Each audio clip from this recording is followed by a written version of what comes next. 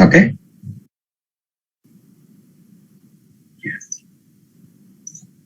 So let's get started, guys. I think let me share my screen. So we were building the RTF document, and we are at the last slide. So we were able to align the auto-generated layout with the layout that we have got from the client, and we were able to do it for three sections in here. We were able to align the header section, the invoice details, and the invoice line section. Both those details are getting printed as expected. But the bill to and ship to, they're getting printed as a normal tables here with IDs which you don't, or which customer might not particularly be interested in. So you need to convert this bill to and ship to details and print it in this particular format. So how do you do it? The way you do it is you go ahead and insert a new table in between the invoice and the lines table. You go ahead and insert a new lines table.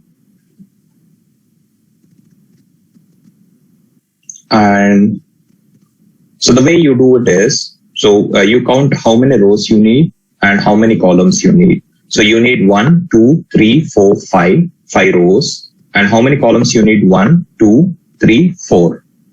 So it's 5 rows and 4 columns. So insert a table, 4 columns and 5 rows. Okay.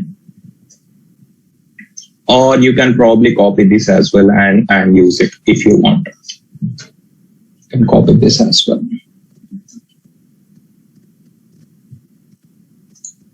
And paste it there. Okay. You can rearrange them. So it's all about working with a Word document. There's nothing much to explain in here.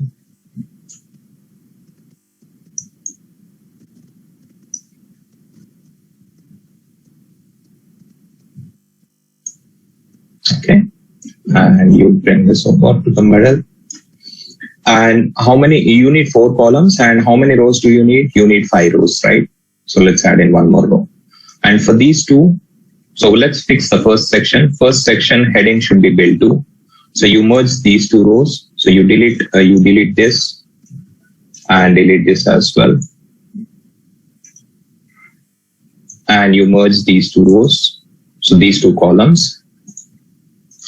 And you call it as a bill to. It's up to you whether you want to leave it in here. All caps or init caps. It depends on the client again. And you do the same thing here. Merge cells. Ship to. Make it bold. And we're going to populate the labels here and then print the details. So we'll move this to the right a little bit. And what details do we need to print in here? We need to print the account name.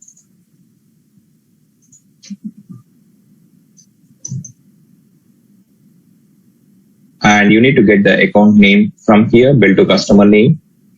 Grab it and paste in that paste in that XML tag, and the account number.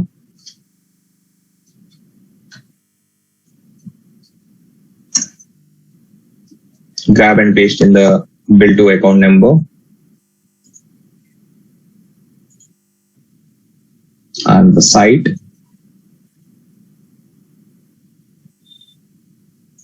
You can paste in the bill to site. And you can copy the address.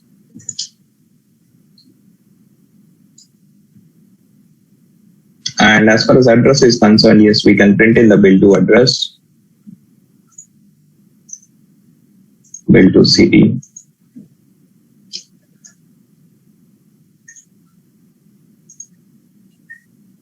postal code, and you can print in the country as well.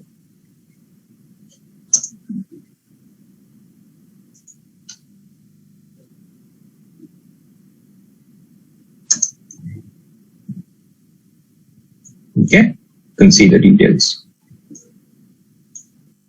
And you can do the same thing here. So you can do the same thing here.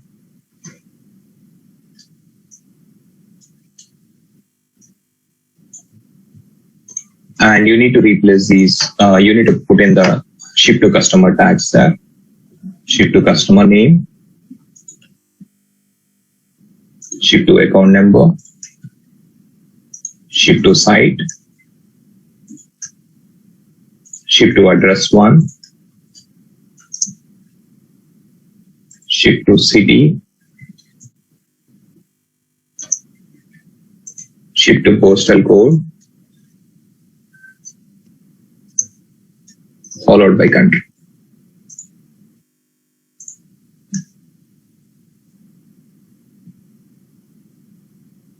Okay. And after this, yeah, we can take out these two columns. We don't need them anymore. These two tables, because we have already captured what we need. Take them off, and you can regenerate the PDF output again. So go to BIP, and you can arrange these fields as well as you wish. So for example, if you want them to be right aligned, or if you want them to be printed in the middle, that's okay. If you want them to be right aligned, you can align them to the right. The values you can, or you can align them to the middle, in fact. Yeah, you can leave it that way. And you can load in the XML files. So go to sample XML and load it in.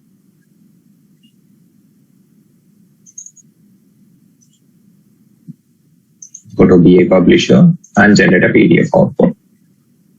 And you will be able to see how the output is getting generated. So if you look at the output, you try to compare it with the sample output. So if you bring it out, try to compare this with the sample output that client has asked you to generate. So it should look similar to that, similar to what client has asked you to generate. And we have one additional row here, which you don't need. So you can take it off and see if there is any such glaring things that you need to correct. Okay, say for example, you might want to print a lines heading here, or you can make cosmetic changes till the time you are satisfied. And once you are done with this, so the output that is getting generated now is very close to what client has asked us to build. And what is the next step? The next step is to use this PDF, use this layout to generate the output. And to do that, what I do is I save this with a different name. I save it to FT14 folder and I call it as edited layout.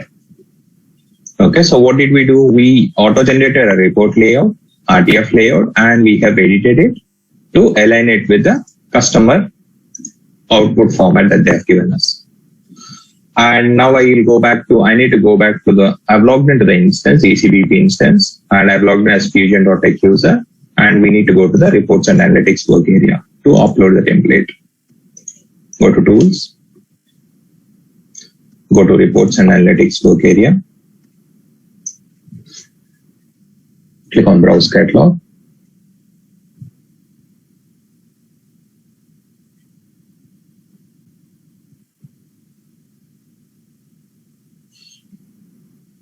And in here, I believe under shared folders, we have created a new folder called FT14.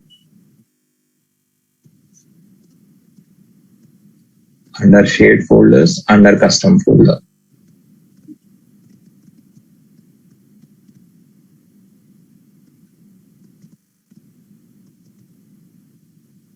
So go to the folder we created, FT14.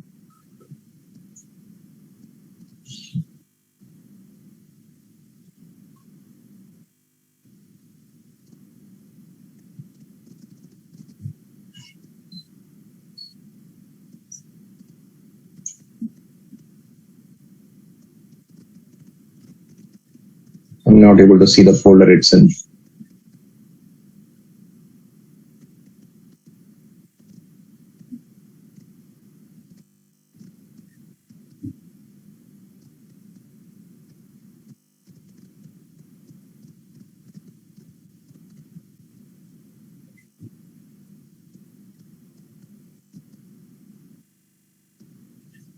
With what name did we create the folder? I believe FT14 is the folder name that we used, right?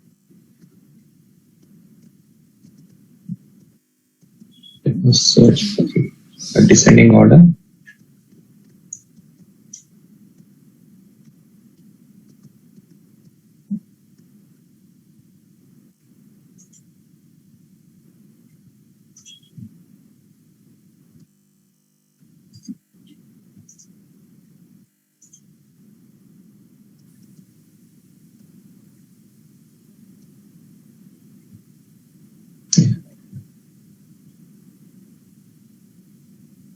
This is a problem. Someone would have deleted it by mistake or deliberately. I don't know. But yeah, unfortunately, we don't see the folder or see our folder in there. But what we can quickly do is we can copy FT13. So that is why I also recommend students not to use anything related to FP, because sometimes I've seen students admitting that instead of deleting their folder, they deleted the folder that we created in class. But not sure if someone has deliberately tried to complicate things here.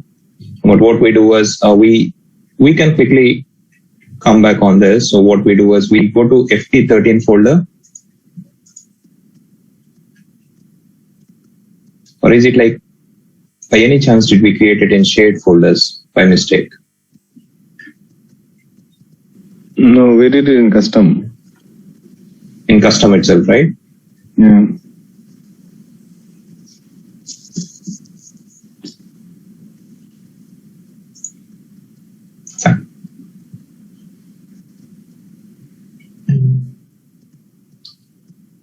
So what we do is we make a copy of this.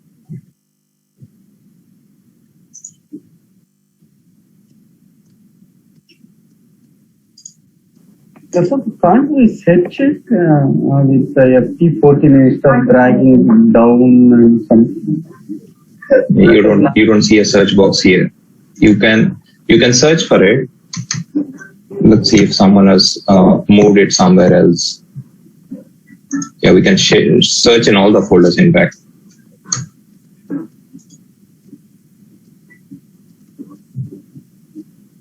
Normally in Windows folders also, Windows or Xbox folders, when you click on the folder name, any folder name, and type with first one or two letters, it will take us there, right? That's I'm just feeling. Yeah, that's fine. Yeah. But we would have definitely placed in shared folders, right? So you go to shared folders and search it there.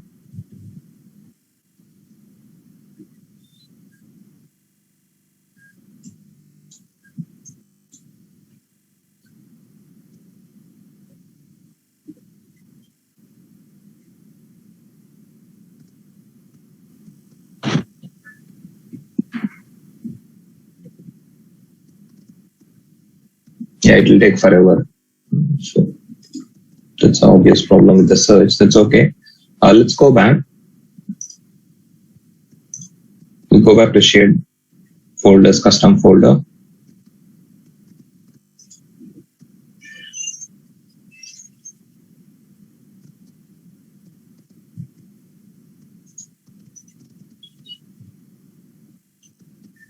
And what we can do is we can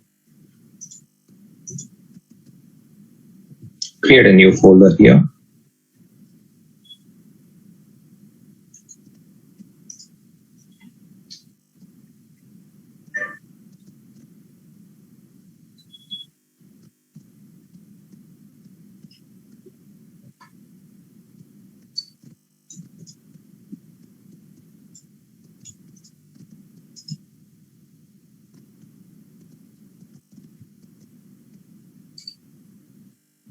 Copied the FT13 folder. So what I'll do is I'll copy FT13.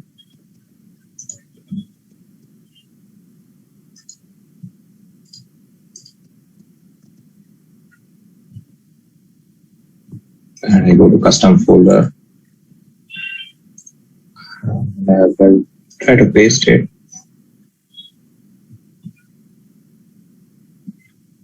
Or what we can otherwise do is we can make a copy of this, the BIP alone.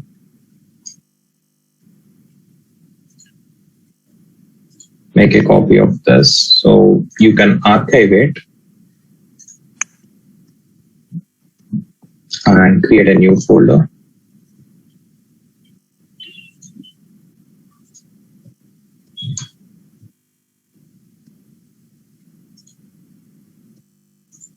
And you unarchive the folder, unarchive the catalog folder. In fact, this is how you migrate BIP reports. So we'll talk about it later on. Expand it.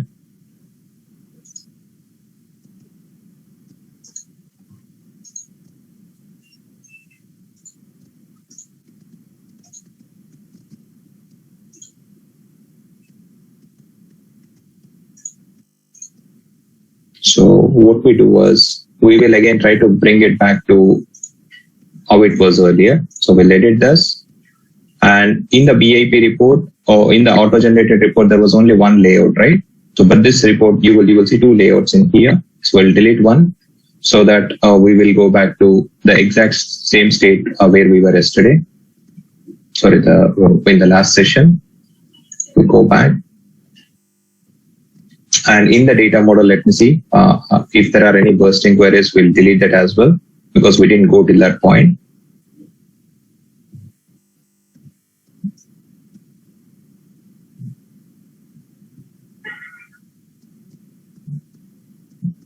Okay, so we have a bursting query. Let me take it off.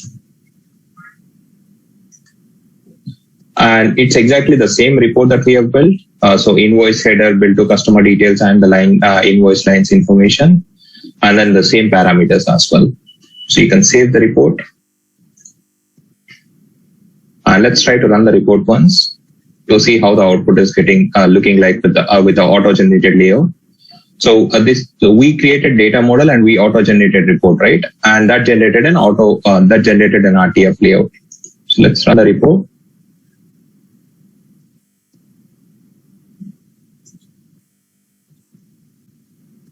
Okay, you could see that the output is getting generated now.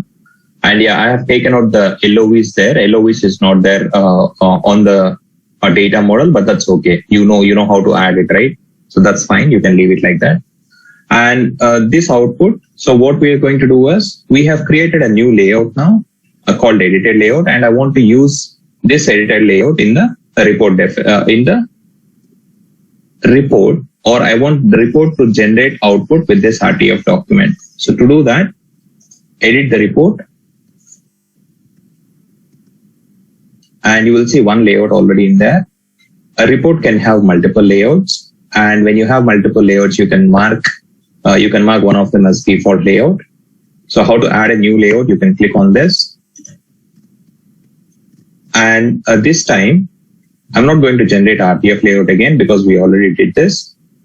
We have used this option to generate RTF layout. We have refined it, and I want to upload that RTF document now using the upload option. So you click on upload and you select the folder where you have your RTF document.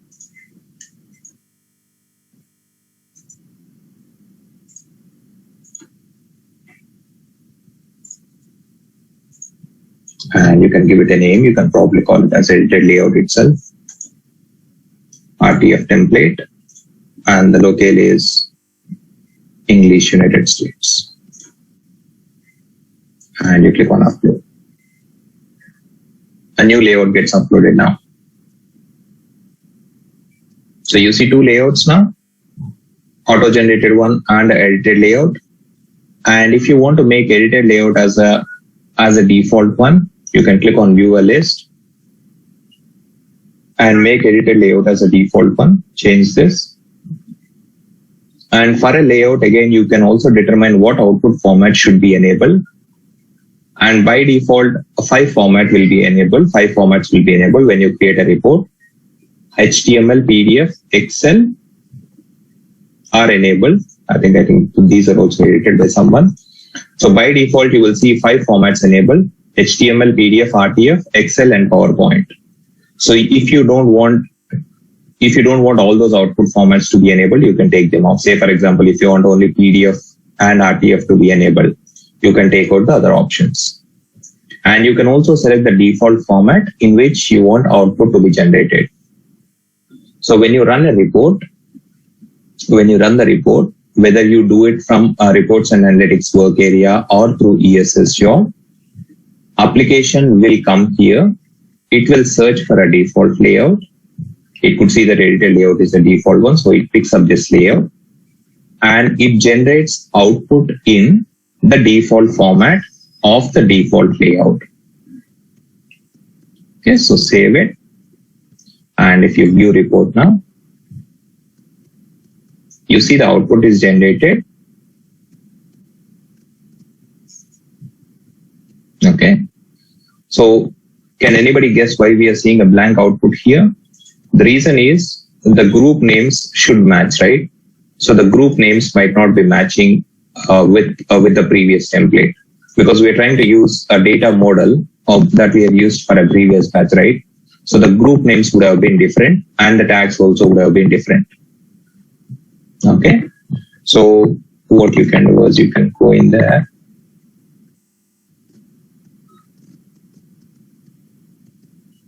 and you can look at the details, or in fact you can run the data, view the data, and you can export it.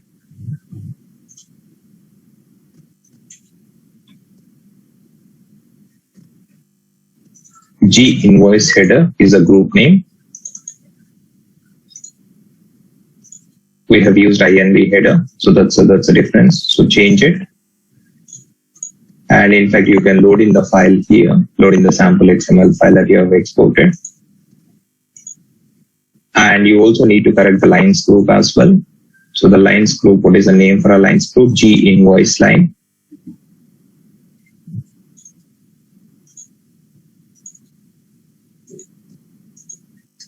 Change the group name, and then you go ahead and generate a PDF output now. And you could see that the output is getting generated now. So let's quickly upload this document. So all we did is change the group names to make it or to align it with the previous data model. Okay, so go back to report again. And you can delete the edited layout. Add in a new one.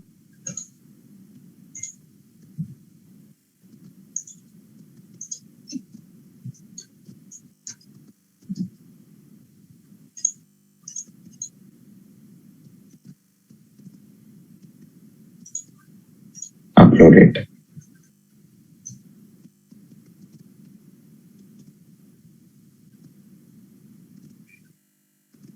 And you save the output, save the report, and you go to list and change the properties again. Enable only PDF and RTF, and make this as a default layout. Run the report.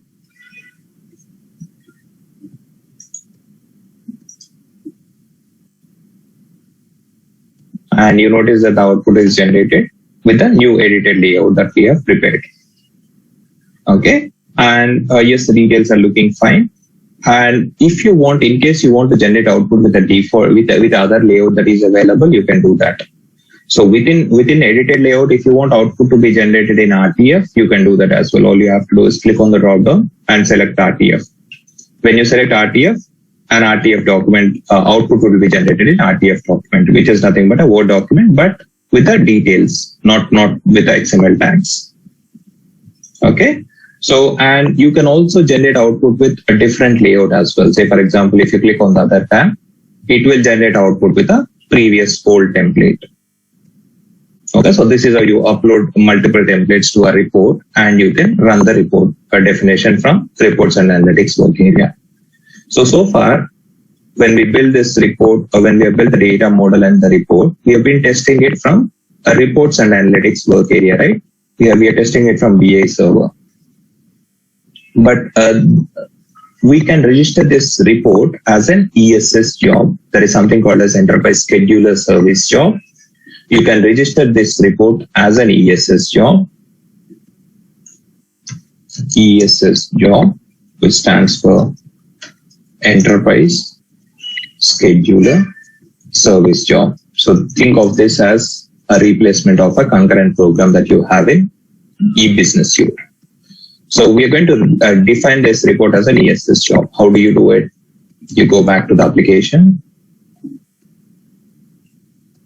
go back to home page, and you go to the setup and maintenance, click on the drop down, click on setup and maintenance.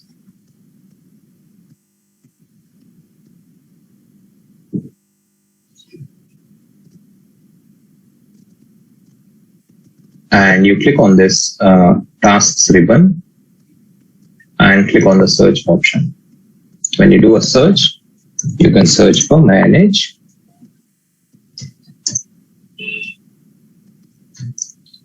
You can search for a task with this pattern: manage, enterprise, percentage, job percentage, and do a search.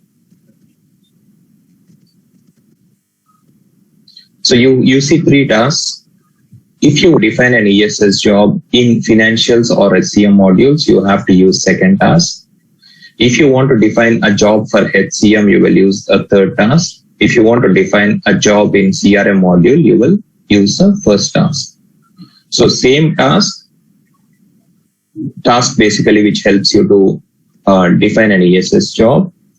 But for different modules, you have different tasks. So if it's a financial task, or if it's a financial job that you want to register, AR invoice report is a financial report, right? So you go to the financial task and you register it here. So you click on the task.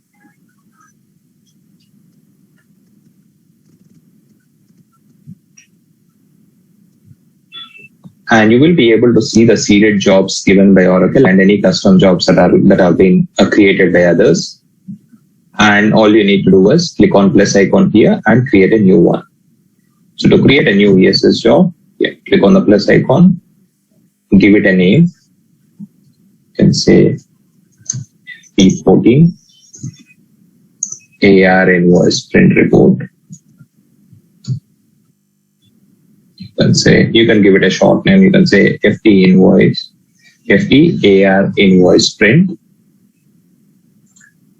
And you need to give a path. This path it doesn't really matter, to be frank, what path you give in here, because this path will be used by Oracle internally to store the definition of the ESS job. So what do you see in here? So it says that the path that you enter here, it will be created as a folder after this folder structure in the file server, but it doesn't really matter to us because you don't get access to it. So, but the normal naming conventions we follow is we put a slash, we put the module or an offering. So if it's a financial report, we put /fin and we put slash again and we say AR. If it is an AR report, if it is a AP report, we put AP. If it is a fixed assets report, we put FA. If it is a HCM related report, we say HCM and slash you put in a module name in there. So the path, the convention that we normally follow is, it's not necessary that you have to stick to it, but we usually follow the module name or offering name and the module name. Okay, you can give the application, select the application. There are many optional parameters. You don't need to fill them in. Application, if you want, you can select it or you can leave it blank. You can write in a description if you want, and you can also set up these optional properties. Okay. Retries, job category, timeout period. We normally don't use these options, but as you can make out from the name itself as to what they will help you with. So automatic retries, if you put it as 3 or 4, if for some reason this goes on hold, system automatically retries to execute it. Job category, this is again another way you can use to group your jobs together. We normally don't use it because we have already path which we use to group the jobs together. But if you want a specific job category, you can do that as well. And timeout period, so you can enter the number of minutes after which you want your job to stop processing. So if you say probably put in 10 minutes here, if this job could not complete in 10 minutes, that will be stopped.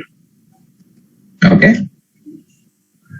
And you can give the application name. You need to give the application name. In fact, it's a mandatory parameter. And here you pick up the one depending on the application again. So since we are building FSCM related report, you select FSCM. If it's HCM, you select this. If it's CRM, you select this. FSCM. And this enable submission from enterprise manager, it doesn't matter whether you enable it or not because you don't get access to enterprise manager. In older releases, previously the Fusion applications was also offered as an on-premise version. And if it's an on-premise Fusion application that you are using, you would get access to enterprise manager. And in such cases, it makes sense whether you enable this or not. But in cloud, you don't access to enterprise manager. So it doesn't really matter whether you tick this or not. In the job type, you click on the drop down and you see the job types in there and you pick up the BAP job type. So the fact that you're seeing so many job types might raise some questions in your minds. So I have probably said earlier that you can only define a BAP job type, or you can create an ESS job with only BAP job type, right? But why do you see other job types here? That's because you and me cannot create these jobs of these types, but Oracle can very well do it because they do have access to the Oracle ERP cloud database. So when they build the standard components, they do still make use of the PLSQL or a Java or a host programs. But you and me as a developer can only create a BAP job types. Select BAP job type and you need to select the report ID. This is a very important parameter. And in fact, this is what links ESS job with the report. And please pay attention here, guys. 8 out of 10 students make a mistake here. So there is a specific format in which you need to pass the report ID. And if you don't pass it in that specific format, when you run the ESS job, you get an error. The report errors out saying that it can't find the report. There is a specific format you need to pass the report ID in. First of all, what do you tag? Do you tag a data model or a report to the ESS job? You need to tag the report. Okay, so you create data model, you use data model within the report, and you register the report as an ESS job. And when you run the when you run the ESS job, it invokes this report, and this report internally invokes data model. This data model runs those SQL queries and gets the data in XML format. Data model throws it back to report. The report will consume RTF layout, will consume that XML output. It generates a PDF output and it throws it back to the application, and user will be able to see the PDF output in the scheduled process screen. And coming back to the format, go to the more section, click on properties, and you copy the location. Copy the location. And after the location, you copy the report name as well. Put a slash and put a report name. So if you use this path, it will not work. There are 2 changes you need to make to this. First change, you need to take out the shared keyword. Okay. So when you register an ESS job, the ESS job will by default go and search in the shared folders. It will by default go and search in the shared folders itself. You don't need to mention shared again. So if you put shared again, it will become 2 shades and you will get an error saying that ESS job cannot find the report that you're trying to run. So take out the shared keyword. So that's a first change. And the second thing is you need to add an extension. You need to add an extension called .xto.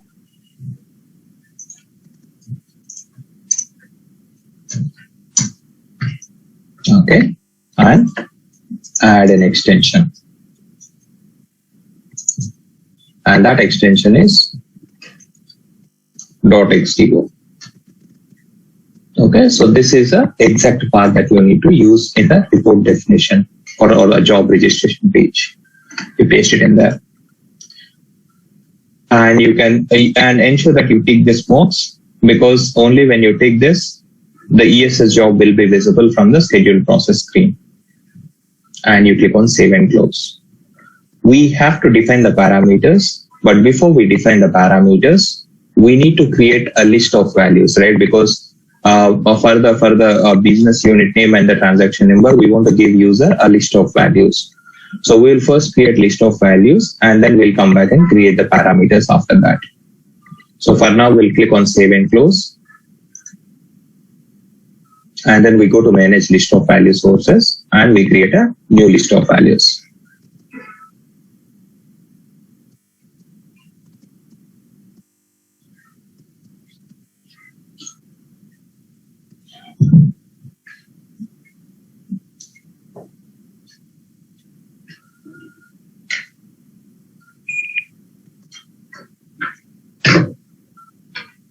And for the list of values, again, we'll use the same parameters that we have used to define LOV on the data model. So remember the business unit name. I've given you a context here as the context for these two parameters. So we are basically pulling the LOVs or the business units that user has got access to, right? So we will use the same queries in the ESS job LOVs as well.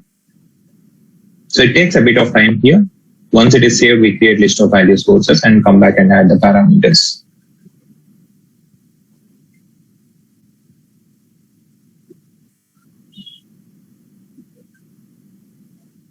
Okay, the job is saved now.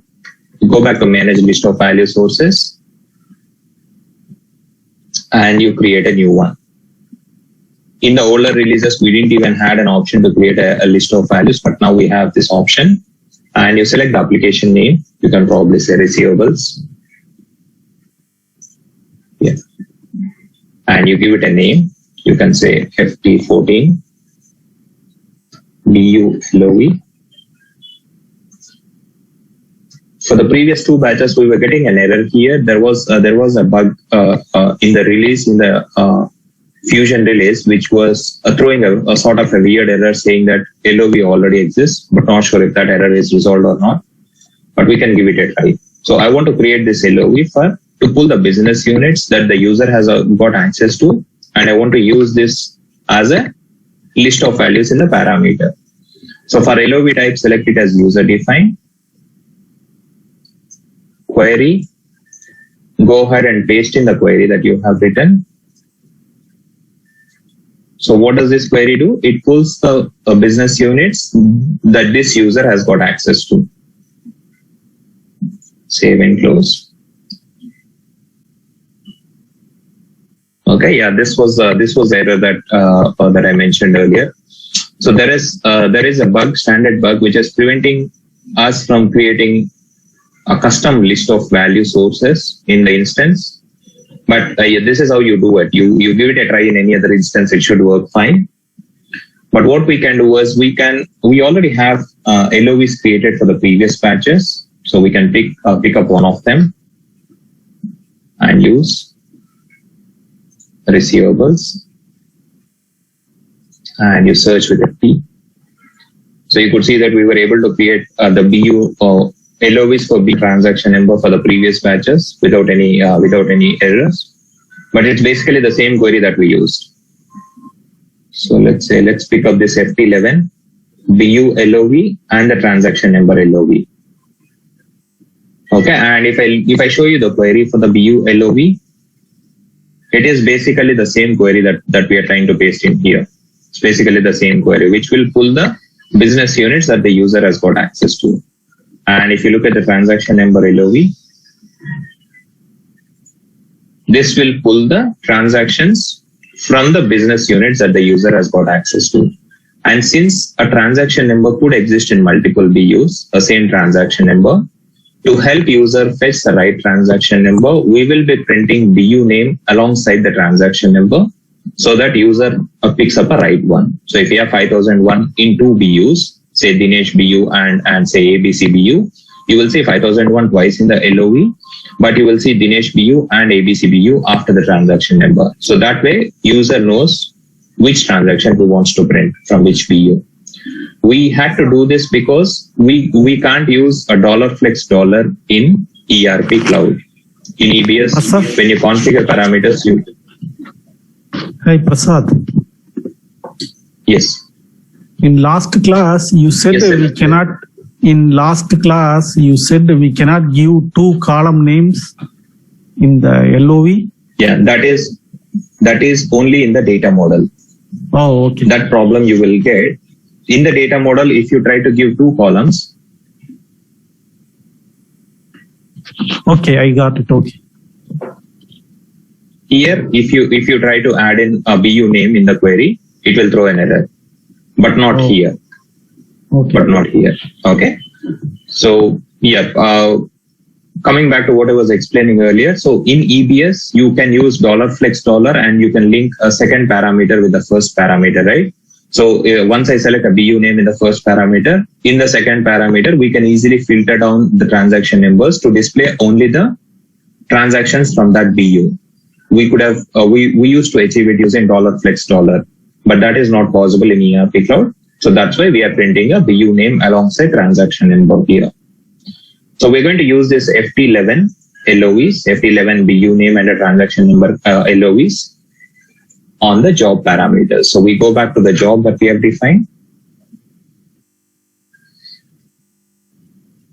and edit it. And we need to add in the parameters.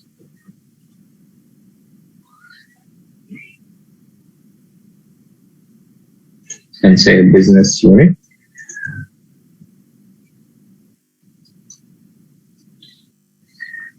And the data type, you click on the drop down, select string as a data type, and you can make it read only if you want. And the page element, you have two choices here.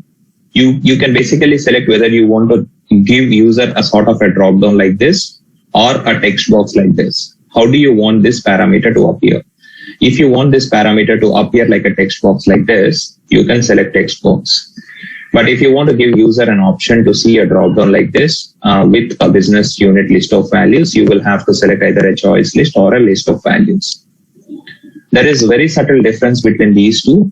One of them, both options will give you a list of values, will give you a drop down.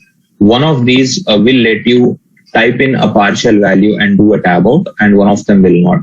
So it doesn't really matter whether you use this or this, both are absolutely fine. So you go ahead and pick up a list of values, and you need to pick up the list of value source.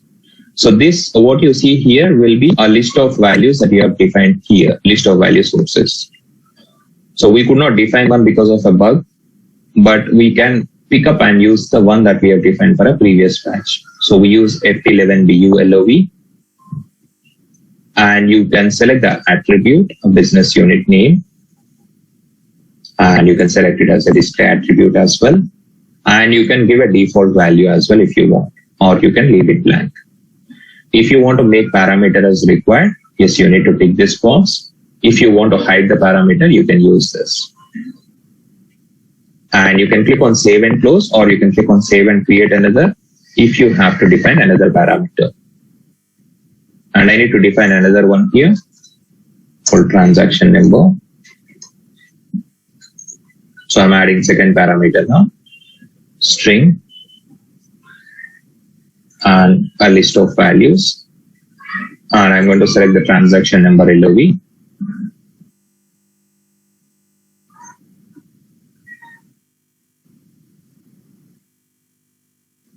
FT11 transaction number LOV, and select the transaction number as an attribute.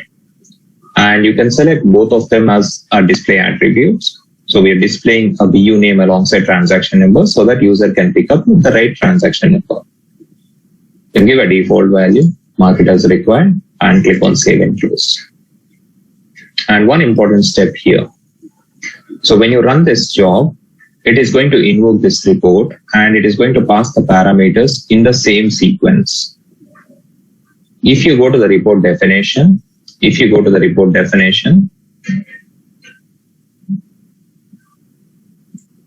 what is the parameter sequence you have? You have BU name as a first parameter. You have BU name as a first parameter, transaction number as a second parameter. So when you run the ESS job and when you invoke this report, parameters will be passed in the same sequence. So the transaction number will be passed as a BU, and BU business unit will be passed as transaction number.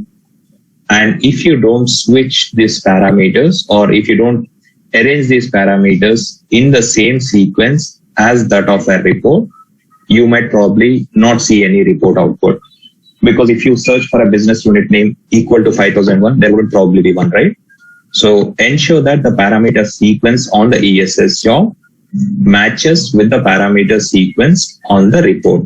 That's important point. Yes, please take a note of it. And how do you rearrange them? So we created business unit first. That's why it went down. So you can select it and you use these arrow marks to flip them around. So you move it up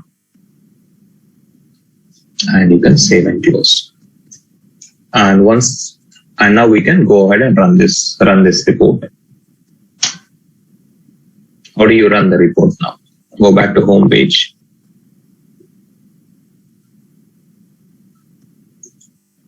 From the tools section again, and you go to schedule process.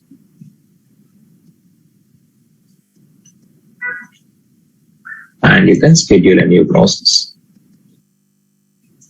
and paste in the job that you have defined. If you have given a description, that would have come out here. And just click on OK. So when you're submitting a job, so we are trying to run the ESS job that we have defined now.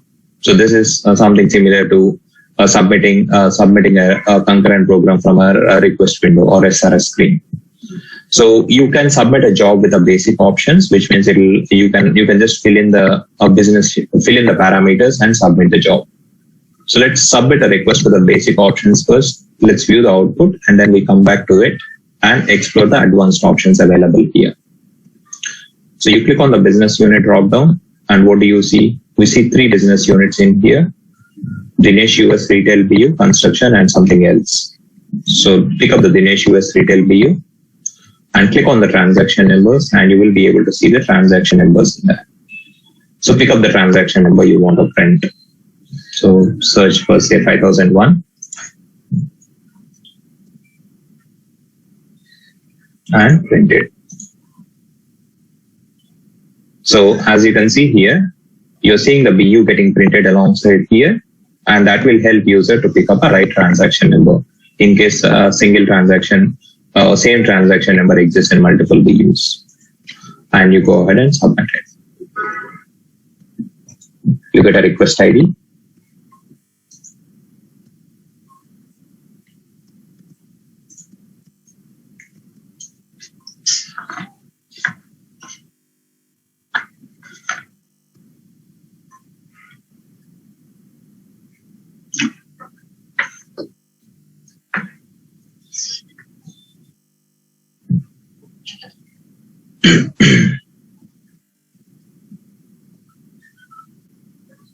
And you can wait for the request to complete, and once it is done, you can scroll up a little bit and you will be able to see the log file here. You'll be able to see the XML data generated. You can see the diagnostic log, and if you scroll down, you will be able to see the PDF output as well. So click on the PDF output and you can see the output generated.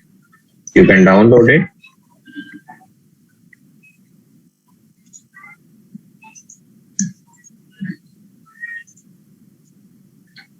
And save the output. And when you open it, you can see the output or the invoice printed in the format that clients has asked us to print it. Okay. So, and when you run this ESS job, you can submit it with only the basic parameters, or you've got a few advanced options available as well. Let's say, for example, when you schedule a new process, you have 2 options here, job and job set, right? So if you want to run a single job that you have defined, you will use a job option. But similar to request set in EBS you can club requests together and run, kick them off as a single request, right? That is called as a request set. So similarly, you can group jobs together and create a job set if you want. And if you have defined a job set, you will use this option to kick it off. And you select the ESS job and get into the details. And by default, you will see the basic options, which means it will display only the parameters tab. But if you click on advanced here, it expects you to fill in the parameters first. So add in the parameters for transaction number as well. Say for example, select a different one. And you go to advanced options now. Click on advanced. And when you click on advanced, you see 3 more tabs along with the parameters. Okay. If you go back to basic, you will see only one section. If you go to advanced, you see 3 sections. And in these 3 sections, so first let's start with these options. So you can print the output. So in case a printer is configured, you can select this option and you can print it out from here. And you can tick this box if you want to receive a notification when the process ends. This will be particularly helpful if it is a long running process. So if you have built something which will take around 10 or 15 minutes to complete. Yes. The printer option, Yes, Sila. where it will print, like a network printer for in the office, or it is a cloud, right? I'm not particularly sure about this option. I haven't used it, and I haven't even seen the clients using it. But yeah, I got your question. So to which printer, are there any restrictions in terms of printers that you can set up? I'm not particularly sure on the printer setup here.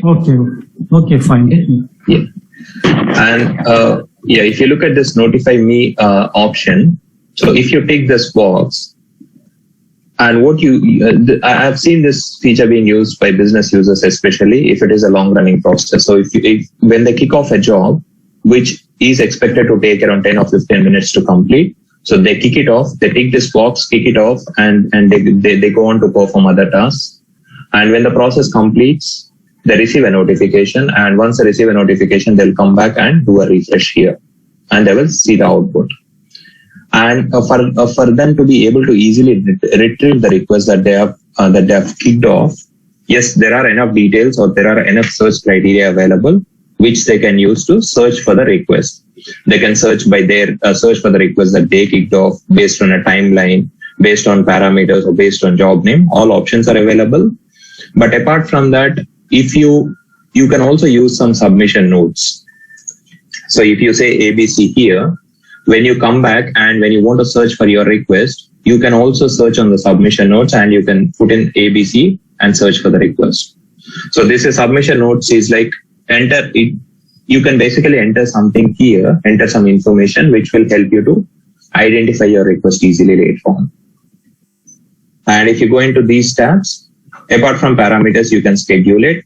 So again, you can by default, the request will be submitted as soon as possible, or you can schedule it.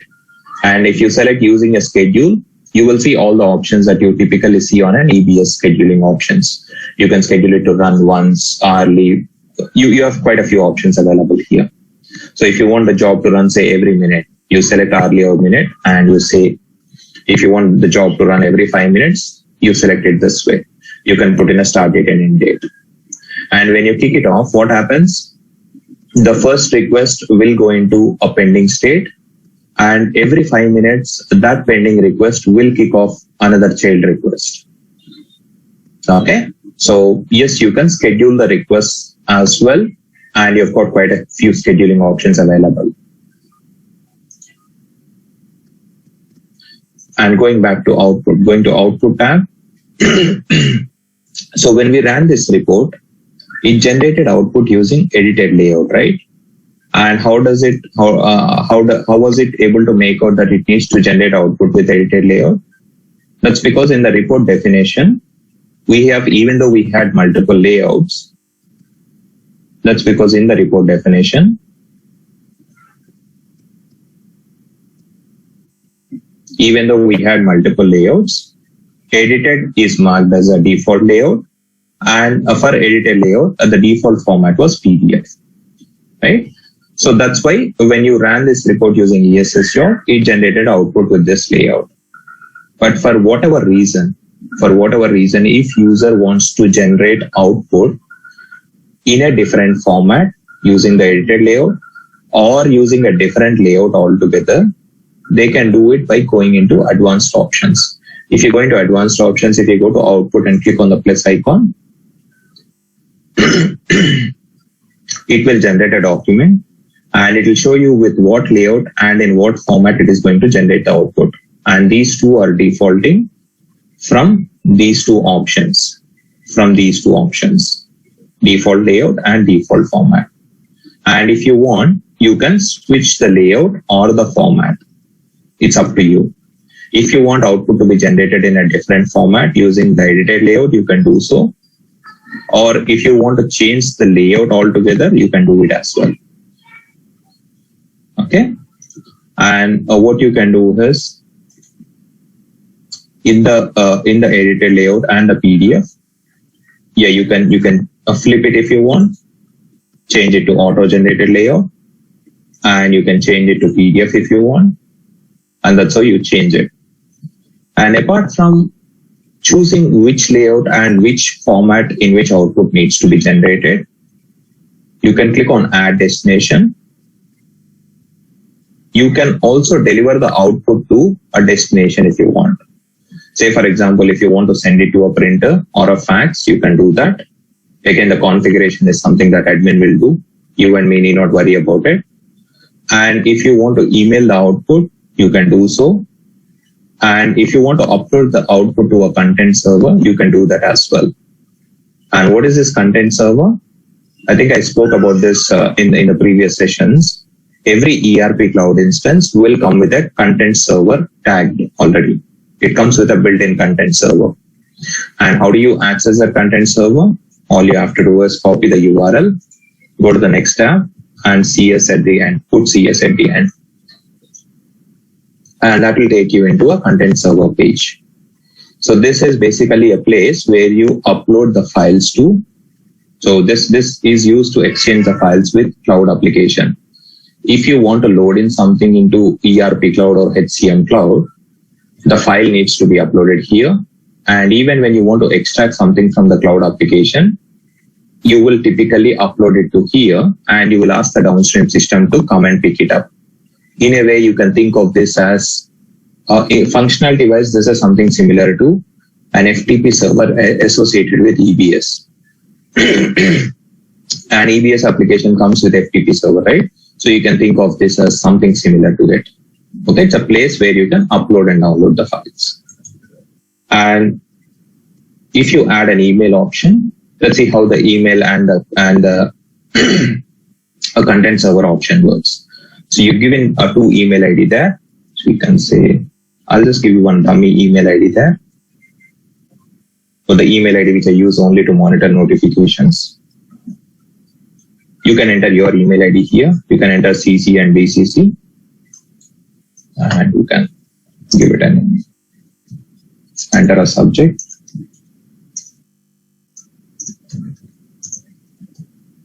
And before you ask it, let me clarify, you cannot print anything dynamically here. Okay, so it's only static text that you can enter. Hi user. Please find attached AR invoice print output. Thanks. Oh. Okay. So you can print out a message like this, and that with this will send out an email. So after the output is generated, it will send out email to this destination. And you can also add multiple destinations. So you if you want to email it as well as if you want to upload the content server as well, you can do that. You can click on content server and you scroll down. You can there will be a default server that gets added in there. So there will be a default server. You pick it up and use it. FAUCM provision. And a security group, you need to use FA Fusion import and export. So whenever you upload a file into UCM, there are a few parameters that you need to select. So when you do a new check-in, you will have to select few options in there, like what is a security group, or think of it as a group into which you want to upload the file. Okay, so go with a default option called FA Fusion import and export. Okay, so this is the option that we normally use whenever we are exchanging the files with cloud application. And you go ahead and move on to the next one. So we have set up 2 deliver options now. And in the notification tab, especially if it is a scheduled request, nobody monitors it, right? Nobody cares to look at whether each and every request that is getting kicked off after 5 minutes, if it is scheduled to run every 5 minutes, nobody cares to look at whether the requests are completing normal or not. So you might want to probably alert someone when any of the scheduled requests ends in warning or error. In that case, what you can do, you go to notifications, you click on the plus icon here, and you can add in a recipient.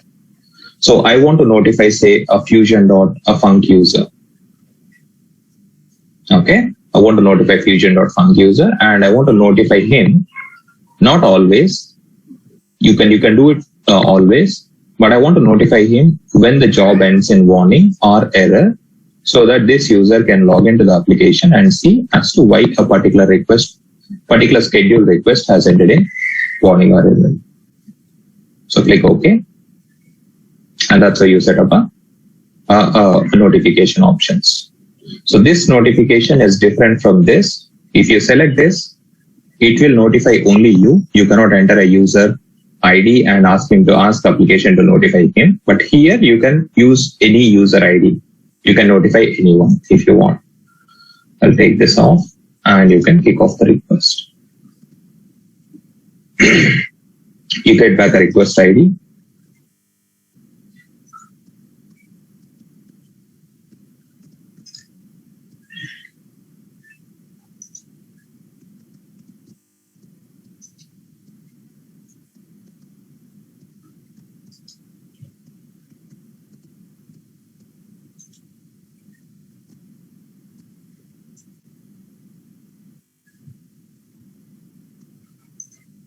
Okay, you pick up the request and you can look at the output, and you can see an arrow mark in there. Arrow mark indicates, okay, so sometimes what happens is, even if you take out the bursting options in the data model, so the way it works is, it looks at the data model. So the request looks at the data model, and if there are any bursting options defined in there, it will ignore the options that you have set up in the advanced tab. So we went into advanced tab and we have set up 2 deliver options in there, right? So it ignored them and it picked up, it is trying to deliver the output to FTP. But if you look at this FTP, remember we are using FT13 folder, right? FT13 data model, a data model built for a previous batch. And for that batch, when we went into the data model, there was a bursting query in there, which we deleted. There was a bursting query here, which we deleted. But even after we delete it, after you delete it, usually you need to clear the cache and you need to open the application in an incognito window. Only then the changes that you have done in the bursting will get reflected. Okay, so that's why if you look at the request now, it happened with the previous request as well. So it is still trying to send the file to FTP because it is not pulling the latest definition of this report. Okay, that's because of a cache. It's a known issue. So what you need to do is, let's log into a new window, or let's try it out from a new browser and run the request.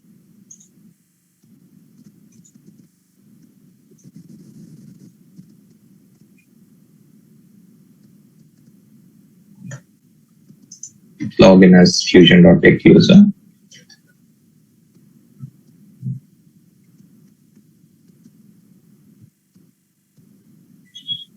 And you go to schedule process. I will use a quick navigation option.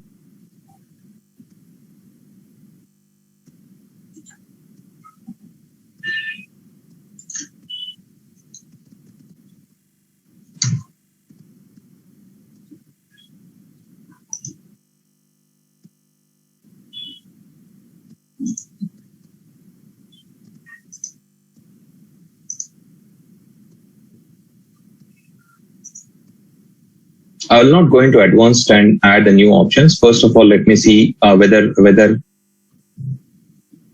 delivery options are disappearing now or not.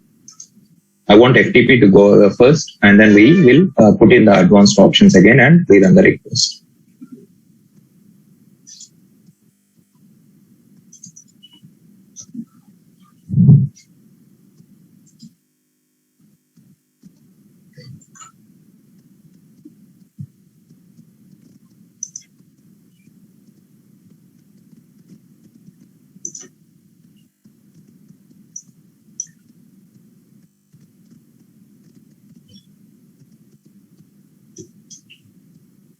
And if you look at the output, it is still showing the FTP option.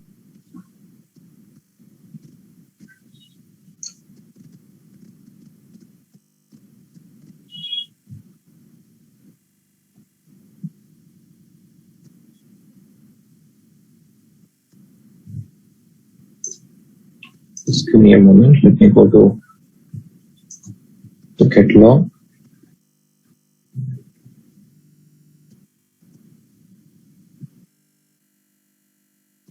Edit the data model once.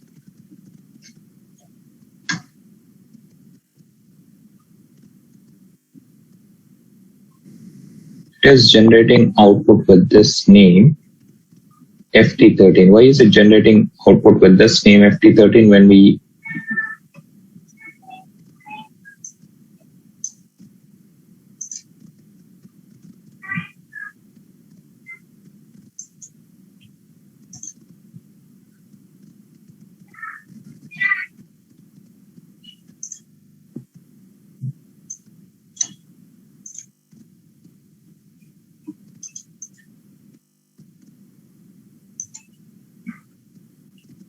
let me go ahead and open a new incognito tab.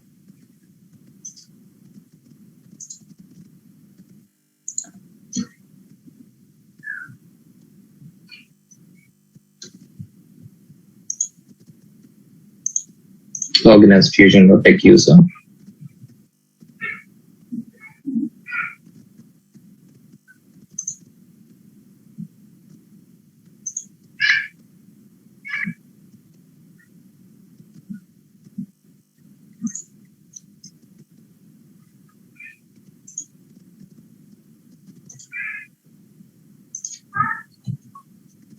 Search for FT14 job.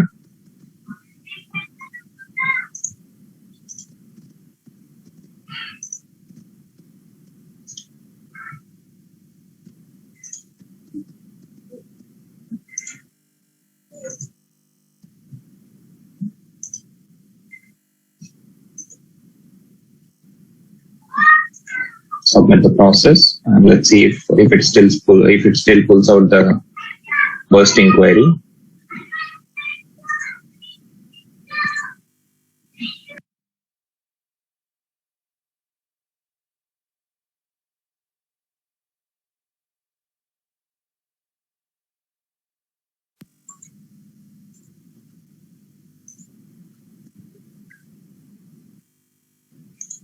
So you see that the job is complete now.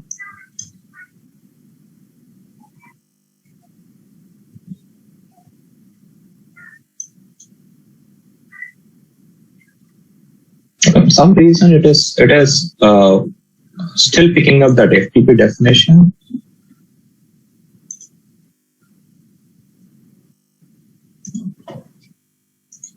Let's edit the report. I believe it might be pointing to the FT13. It could probably be because of that. So let's change this to FT14.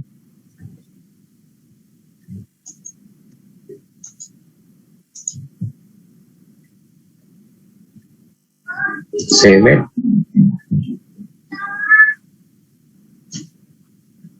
Let's give it one more try.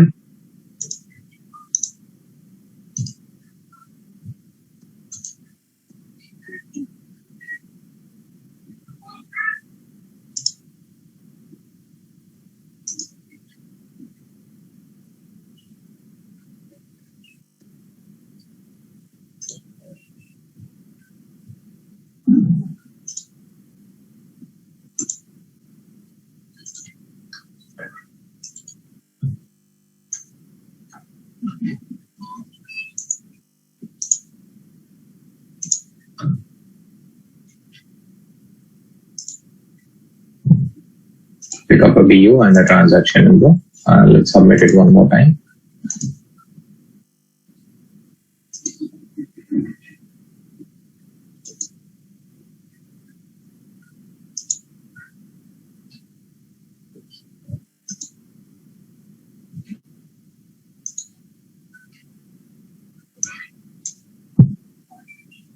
Okay. Yeah, you could see that it is not delivering anything. but is not delivering output to any location now. So it's just that the output is generated with the edited layout and you don't see an arrow mark there, which means the file is not delivered anywhere. So earlier the problem was, yes, sometimes you get that problem because of cache as well. But the problem we had here was it was pointing to the old data model, which has that SFTP delivery options. So when we corrected this, it started working fine now. And if we go ahead and set up the delivery options if you want, so if you go to advanced options,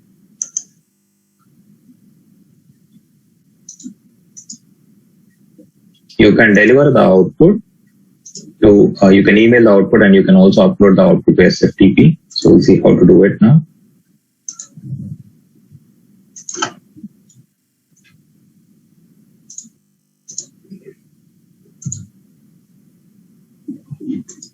Go to output tab, add in a new option.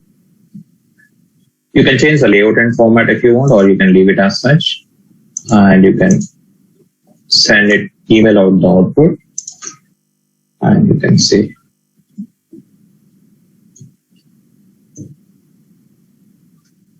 BCC, CC, BCC and other options, you can leave it as such. You can say, and say FT14 AR invoice.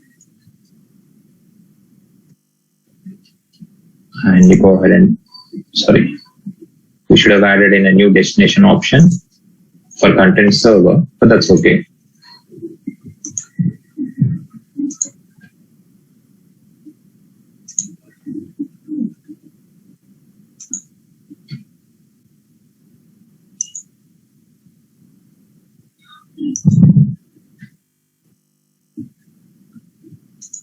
Select the job. And you can see a delivery option now showing up. And if you expand it, what do you see in there? You can see that it has been, output of the report has been sent out as an email, right? So let me open up that email account and let me show you the notification I received.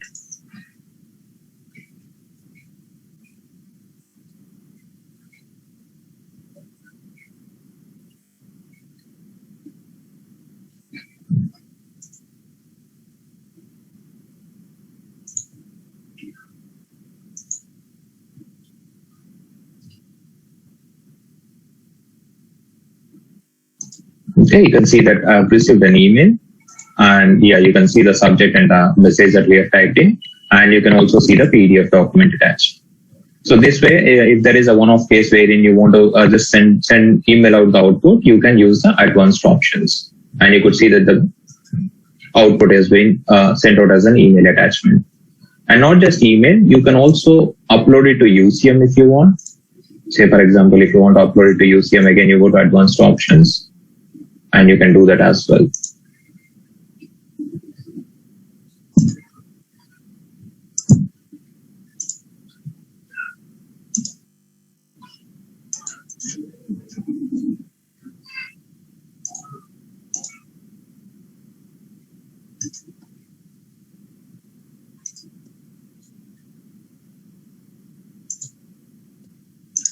You can send it to email as well as you can send it to both the destinations in a single go. Both are allowed.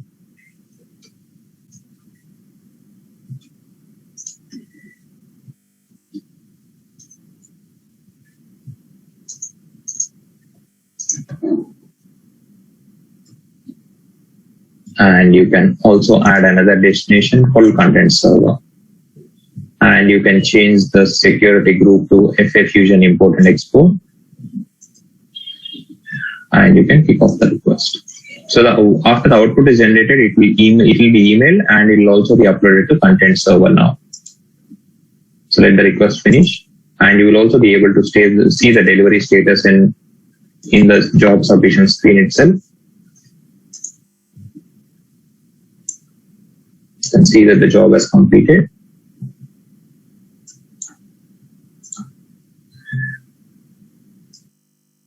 Select the request. If you expand it, you will be able to see two options in there.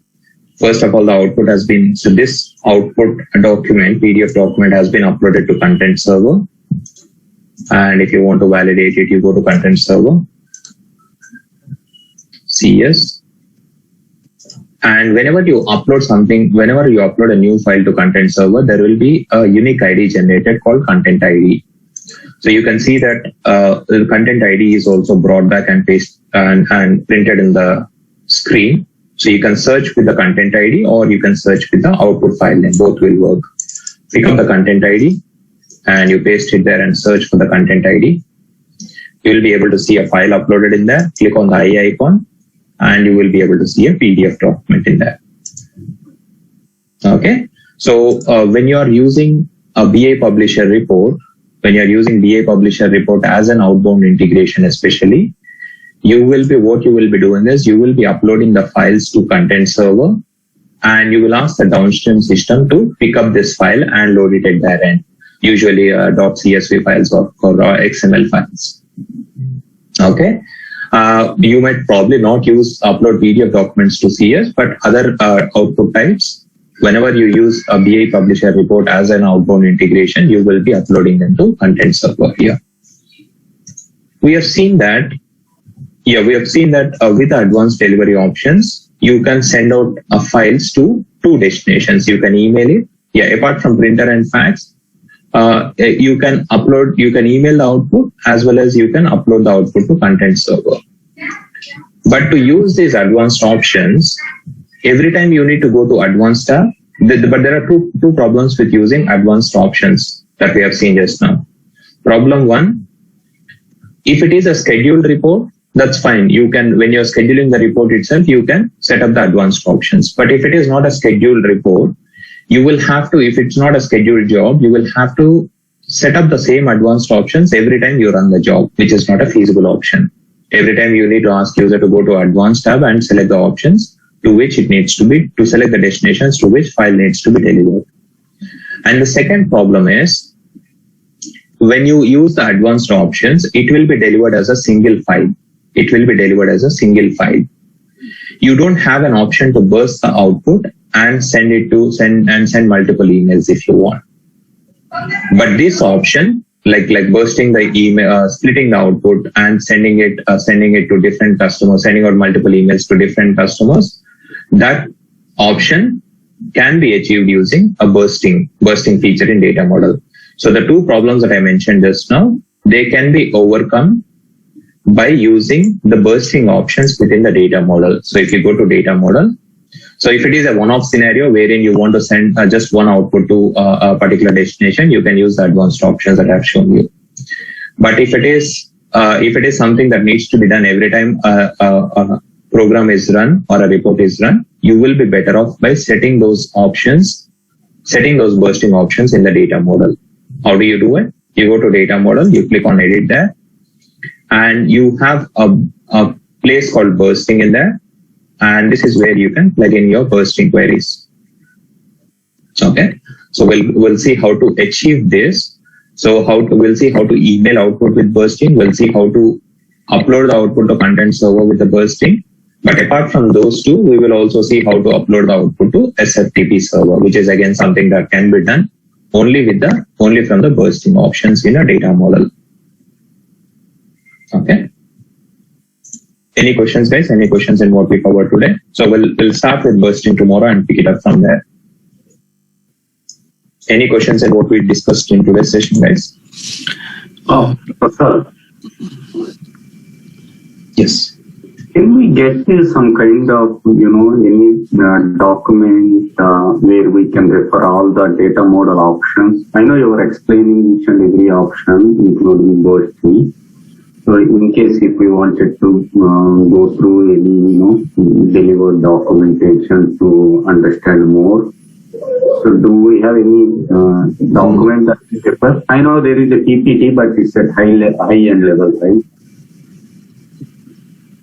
No, you can go to MetaLink and search for it, or you can go to standard Oracle documentation link and search for it. I don't think you have any document which explains. So you will have to refer to multiple documents if you want to search for, say, what are the advanced scheduling ESS job options.